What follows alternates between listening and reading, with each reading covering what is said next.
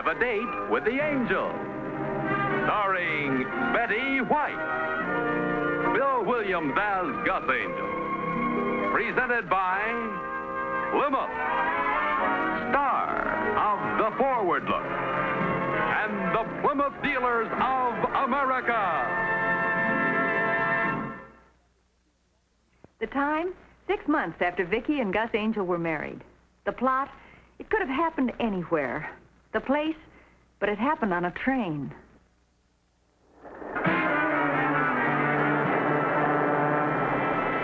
We haven't been out of the station 10 minutes, and I'm positively lightheaded. Just getting away from that house. Well, remember, kids, now, this isn't exactly a vacation. You rang, sir? Oh, yes, I certainly did, waiter.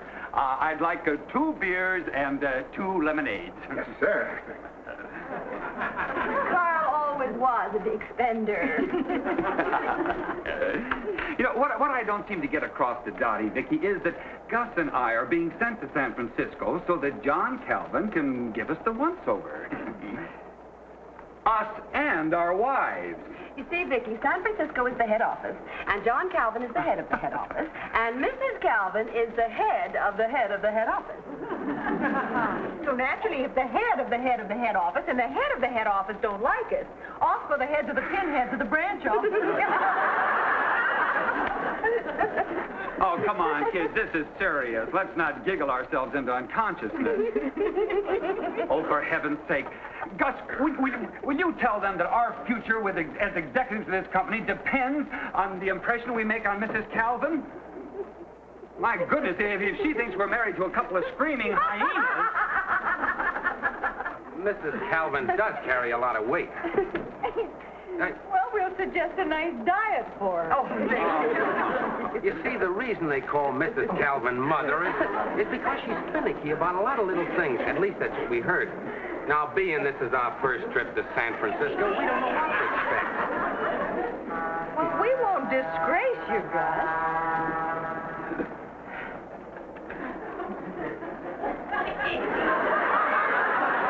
Why didn't you stay and smoke it for her, Carl? Wrong brand.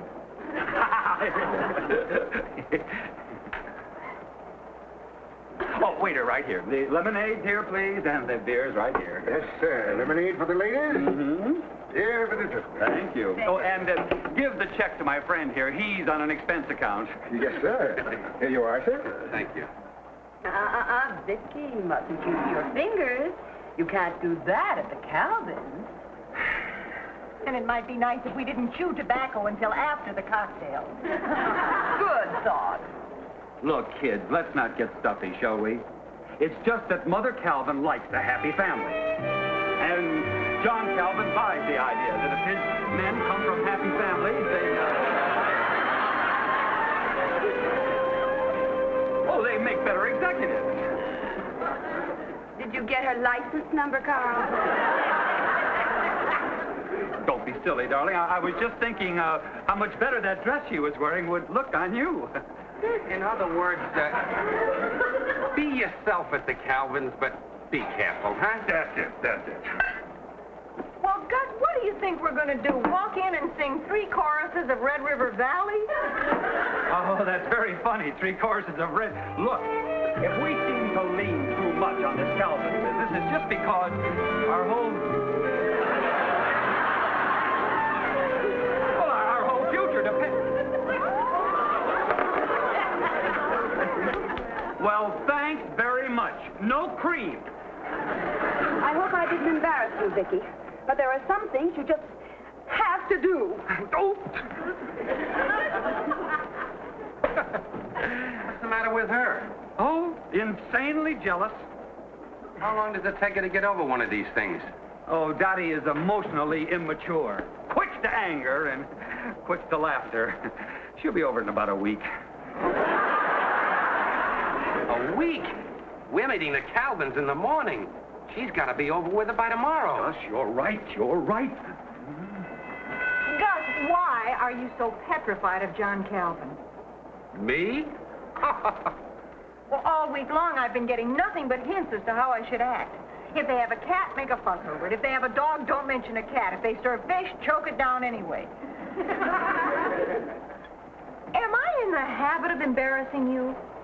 Have I been saying all those things? You even told me not to mention gin rummy in case they don't drink. I'm sorry, sweetie.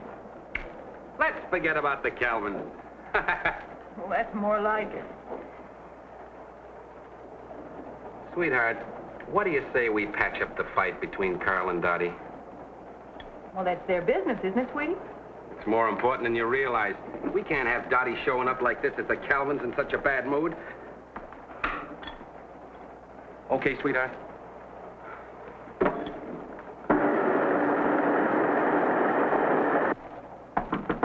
Dottie, honey. Open the door, Dottie. I know you're in there. I can smell that gook you put on your hair. Dorothy, open this door. You hear me? You open this. Is there a lady in there? Well, now there is an open question. Dorothy! Listen, mister, how'd you like to get put off of this train? And I might as well warn you, we're not going to make any stops. Well, I might as well warn you that that happens to be my wife in there. Oh? Oh. Well, try and keep your voice down, will you, friend? Yes, conductor, yes. Thank you. Dorothy! Dorothy! Dorothy, you open this door, I'm going to tell your mother. What's the matter, Carl? Oh, she went and locked me out. And if she knows what's good for her, she'll open this door because I happen to have the ticket, and I'll have her put off at North Bakersfield. What? It's about time. Oh, just one. There's a note on the suitcase, Carl. Oh. Oh, she's brilliant tonight.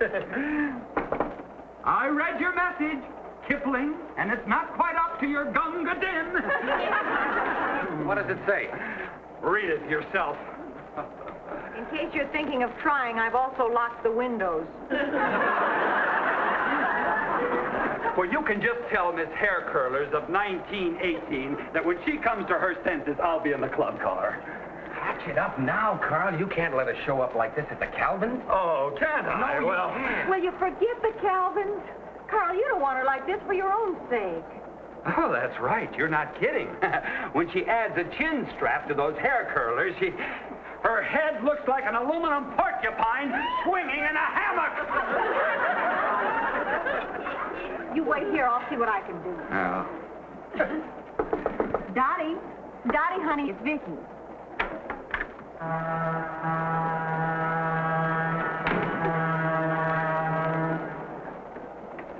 An aluminum porcupine swinging in a what? He didn't mean it, Dottie. Did you see the way he was taking inventory of that tall brunette? He isn't a husband, he's a chicken inspector. I don't think he even knew he was doing it. If he tried to meet the girl, it'd be a different thing, but he never does. Does he? No. Well, I'd worry a little if Gus didn't look at other girls once in a while. Of course, I'd take a dim view of it if he actually talked to them. After all, what harm can they do if they don't say anything? Carl doesn't have to say a word. He has the most talkative eyeballs west of Kansas City. Oh, that's more like it. Oh, honestly, sometimes I hate myself for still being in love with that. An aluminum porcupine swinging in a what? A hammock. Carl has such a flair for the obvious.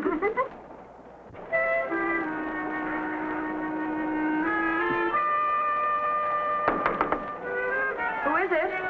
Gus. Why don't you girls meet us in the club car and finish your lemonade, huh? Okay, in a few minutes. Tell Carl to wear blinkers.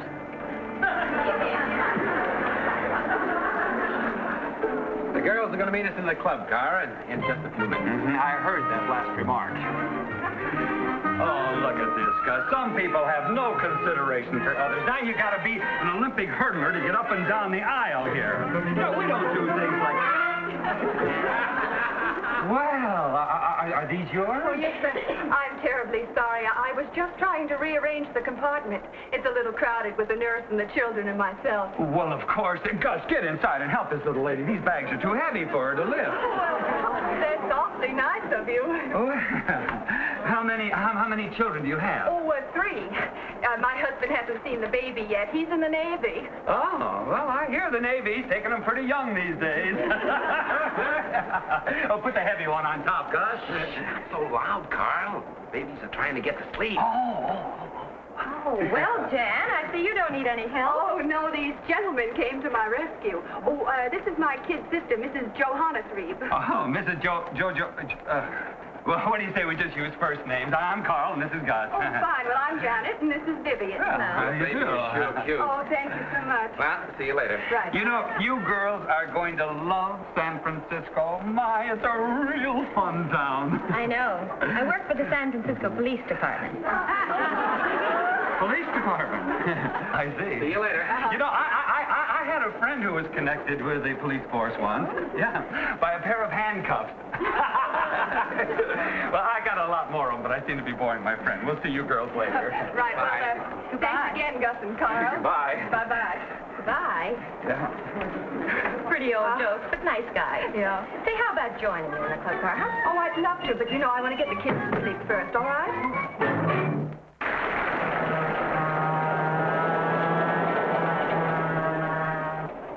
Carl, you should have seen that girl's cute kid. Vicky's just got to see him. She just loves babies.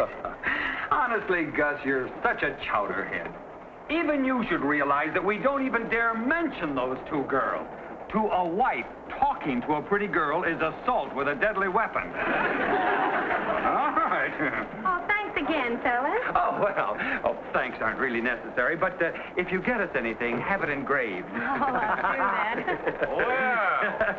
Well, I'm sure glad you patched things up. We'll see you later. Here we are. Oh, well, hi, darling. No, don't come out. Let's sit out here. Well, darling, how pretty you look. We're not going to have any more trouble, are we? You big clown. Have you ordered yet? Oh, No, we just got here ourselves. We stopped to help a lady with her luggage. yeah, the poor old soul was having trouble lifting it. That was nice of you. Her son's in the Navy. Carl, who cares? Well, it was just a figure of speech. Her son's in the... Oh, waiter. 2 lemonades, please, and 2 beers. Oh, are you gentlemen going to try it again? Waiter. Yes, miss? May I borrow a piece of paper and a pencil, please? Certainly, miss. Thank you. This is really a pretty club car, though. Oh, is that the suit you were talking about back there? Yes, that's the... I saw that in Martindale's window. Don't you think maybe she's overdoing the friendly smile a little bit? Gus, don't be obvious, honey, but tell me what you think of this suit on this girl back here. I almost got one like it.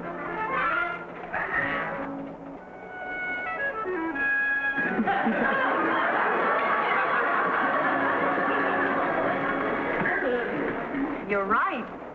She's either friendly or she's very proud of her teeth.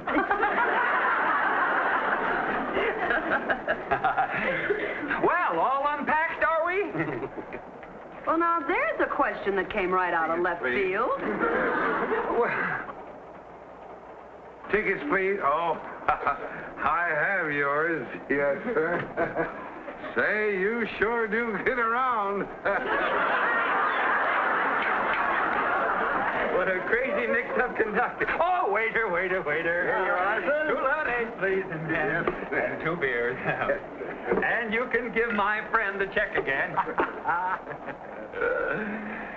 A big tray, and they have awfully small checks. You know, being on this club car reminds me of a wonderful story. This one fellow says to the other fellow, he says, "Do you believe in clubs for women?" And the other fellow says, "Only when they get out of line."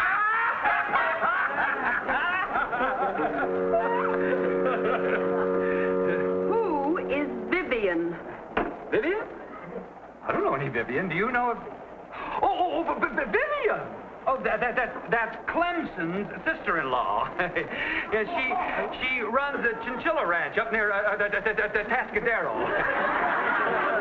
Oh, she's a very nice, a little on the skinny side, Well, but she is... Vivian sent you those and a note from a Tascadero. She has quite a sense of humor. Dear Carl and Gus, sorry, but it's difficult to engrave beer. Vivian. She's that girl over there. Well, don't just sit there. Thank her.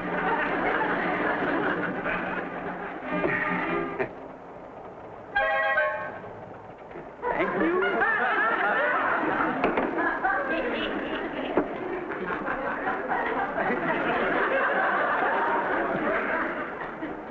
Is that the poor old soul who couldn't lift the luggage? She does all right lifting a glass. Look, it just so happens that her name happens to be Vivian, and she happened to have crossed here a moment ago because she was helping this elderly lady lift this luggage up, and Vivian happened to come along at that... This one is with the police department. Let's mold our thinking a little, shall we, girls? Now, it happens to be true. This one is on her way to San Francisco. Vicky, you can sit and listen to this fairy tale if you like, but I've had all I can stand. Now, Dottie? And when I get to San Francisco, I may just kick Mrs. Calvin in her motherly shins.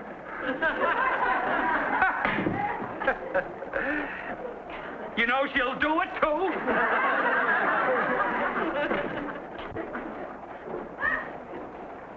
I hate explanations, but I guess I'd better, huh? Yeah, I'd better. Vivian really is with the police department. Vivian? When you first met me, you called me Miss Morgan for 3 weeks. And, you see, her real name is Mrs. Robamacher or Robamaker or something, and, yes. And, she did happen to come along when we were helping her sister with her luggage. That's the elderly lady.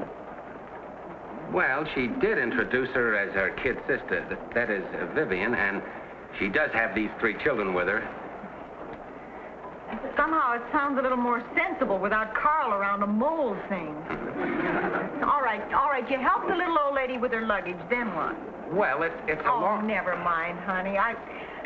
I didn't mean to sound suspicious. Honey, I don't blame you. Well, thanks again, Gus. Are they all right? Yes, they're all sound asleep.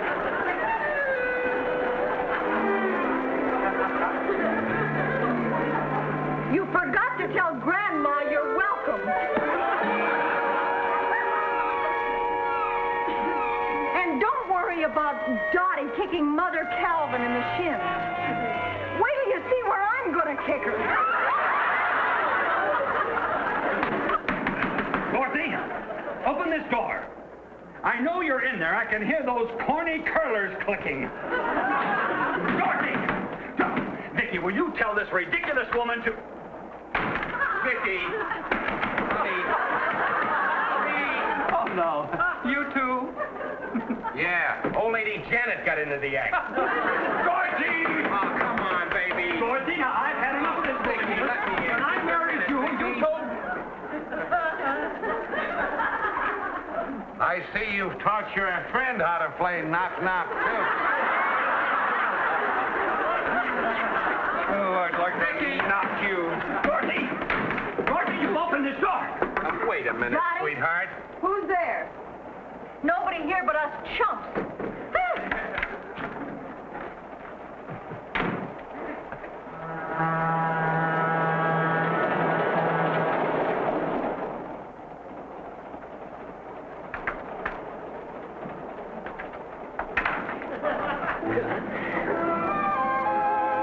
Oh, darling, I'm so sorry. You're sorry. I didn't sleep a wink, honey. Carl! Out. I made him sleep in the upper berth for causing all this trouble. Come on, Carl. Back to Mama. Come on, back to Mama. What? Back to Mama. You kidding? She'll crack my clavicle. She's asleep, Carl. Oh. I'll get my things. Okay.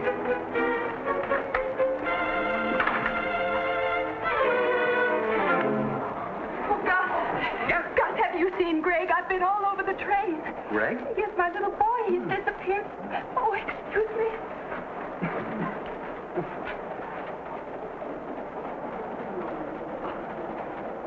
Hey, are you Greg? Yes, sir. Where you been, son? I wanted to talk to the engineer, but they wouldn't let me. Yeah, you know, I used to do that as a kid, too. You know, your mommy's been worried about you. Now, you go in that compartment and stay there.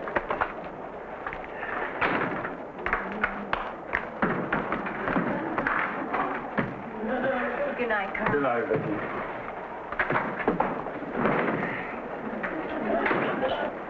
Oh, Greg went up to see the engineer. He's safe and sound. He's in your compartment. Oh, Gus, thank goodness. Oh, Gus, you're simply wonderful.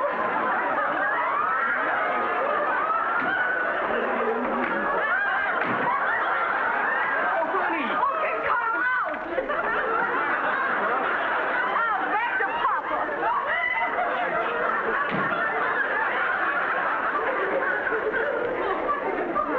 Oh, Gus, this is the worst nightmare I've ever had.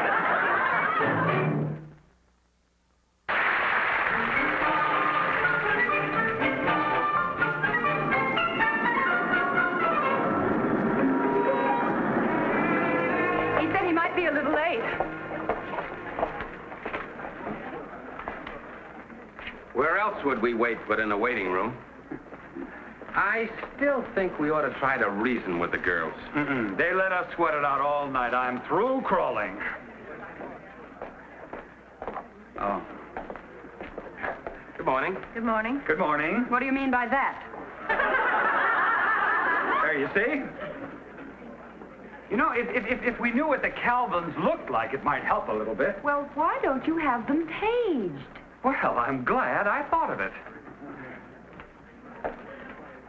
Oh, don't look so glum, Gus. We'll try to brighten up before we meet your precious Calvins. We're not that awful. After all, we understand that... Oh, honey, look at this. Oh, look at that. How old is she? Oh, he. 3 months.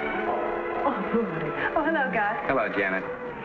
You know, I want to thank you for having such a very nice husband. I'm afraid I became a little hysterical last night when I thought that Greg was lost. I hope you understood. Oh, I didn't think a thing about it. Oh, just, what's his name? Robert? John, you should have found out what they looked like. Yes, I know. Oh, look, John. Oh, darling, look, isn't she sweet? How old is she? Oh, it's a he. Oh. 3 months. It's too pretty for a he. Oh, look, there he is. There's Daddy. Hi, Daddy. Oh, goodbye now. Goodbye.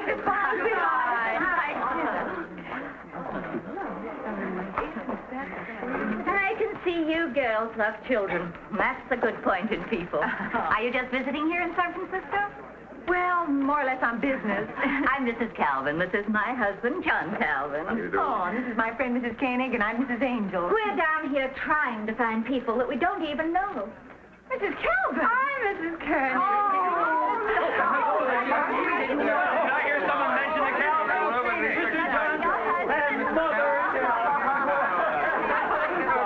Come on, fellas. I've got a car waiting. woman. But I like John's people to be happy. And the minute I saw you smiling, happy couples, well, I knew you belonged in the Calvin family. I'm always...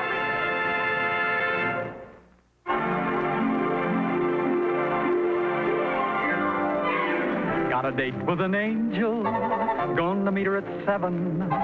Got a date with an angel, and I'm on my way to heaven.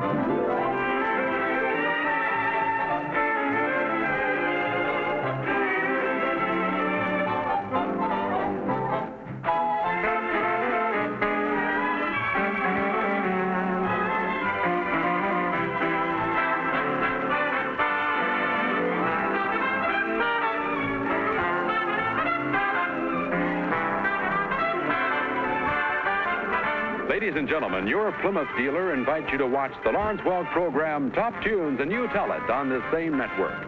Tom Kennedy speaking. Good night, everybody.